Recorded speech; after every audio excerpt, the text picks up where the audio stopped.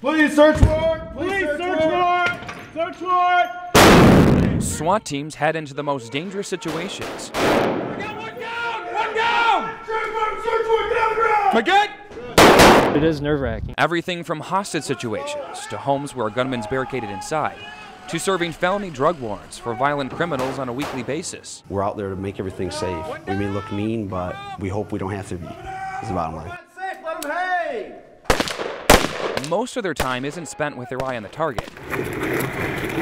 It's spent training for hours every week for those real-world situations. When the time comes when we get the call up to go, that's not the time for anything to fail. Hold you here a minute. So we laced up. Oh, that's heavy. And suited up to see what they go through. Gotcha! Spending time training with Kent County, Muskegon County, and the Grand Rapids SWAT teams. I've got to take headlines from around the country and around the world, and I got to get us prepared for that. That training doesn't start in the shooting range, but in the gym. They have regular fitness testing and physicals to make sure they can handle the work. The team members do push-ups, sit-ups, bench presses, sprints, you name it.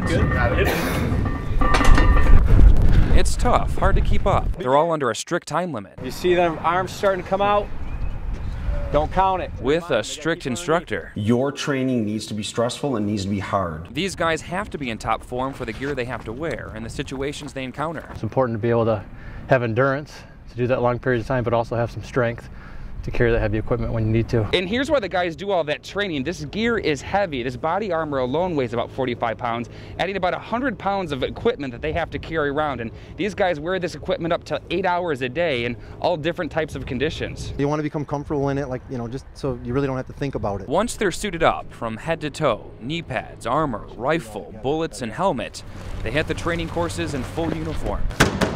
Sheriff's Department, search warrant! Here, Kent County's entry team, practicing how they'd serve a felony drug warrant using real rounds, allowing our cameras to go along. Again? Going through as a team, one by one, taking out the armed targets, not knowing what's right around the corner. They debrief after each drill. So, first one through the door. Brian, what'd you see? Came through the door, still smoke coming through.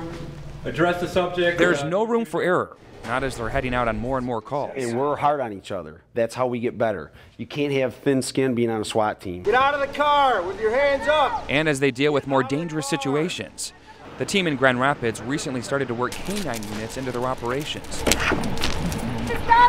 Training with the dogs in real scenarios, not just outside, but in small confined spaces like attics where suspects like to hide from police.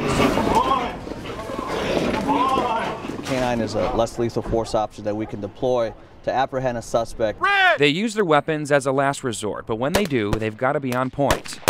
Not just hitting the target, but hitting it every time. Each department trains with both their rifles and their handguns, from all different angles and scenarios. And we drill and drill and drill and drill until it's second nature to these officers to look for weapons, look for threatening behavior, and take the appropriate action.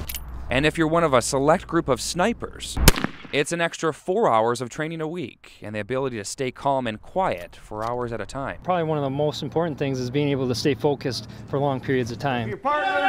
When officers are in real situations, multitasking is at a minimum because each one has a specific duty, but they have to be trained to do everything just in case. 69, come on. That's why they do everything together, from getting out their gear to heading out on calls. They literally have to have each other's back. There's almost that mental ability that, we're communicating with each other without even talking. Falling back a lot on that physical training to keep them going and to help them out mentally. It can be stressful, a lot of hurry up and waiting. But once they get the call, they've got to be ready, armed with weapons typical officers don't carry. Because on the front lines, sometimes eye to eye with a gunman, all they've got are their tools, their training, and each other. They want to be here, all right? They're not getting extra pay. All they're actually getting is extra responsibility for the work that they're doing.